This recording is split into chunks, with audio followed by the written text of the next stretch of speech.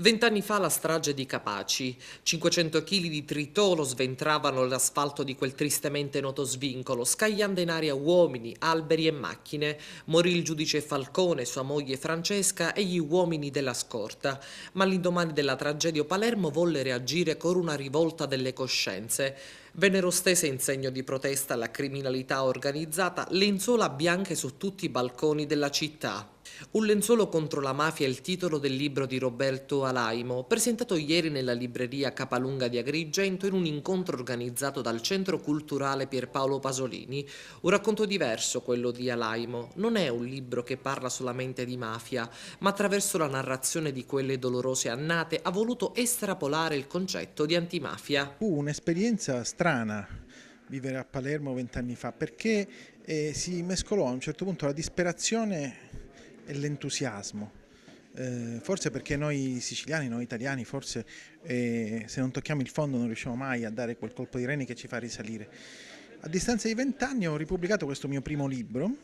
In realtà questo non è un libro sulla mafia, è un libro sull'antimafia, che è un po' più difficile che sia un libro sulla mafia, perché sulla mafia esistono moltissimi testi, si può copiare più facilmente, mentre il libro che ho scritto io è un libro sull'antimafia, cioè su quei sospiri della società civile che sono più difficili da intercettare, specialmente a distanza di tempo.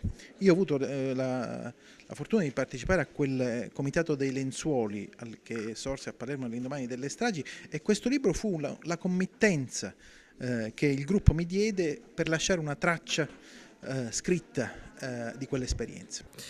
Un evento organizzato dal Centro Culturale Pierpaolo Pasolini, capitanato dal presidente Maurizio Masone, che ancora una volta mostra il proprio interessamento a queste tematiche di estrema attualità. Questo libro di Roberto Alaimo, che recupera una ristampa pubblicata alcuni anni fa, e una serie di testimonianze che nascono dalla lettura di questo libro, ci fanno capire come ormai quelle stragi hanno cambiato completamente il volto dei siciliani, dell'approccio dei siciliani alla lotta alla mafia. Ci sono nuovi progetti in cantiere per il Centro Culturale Pierpaolo Pasolini?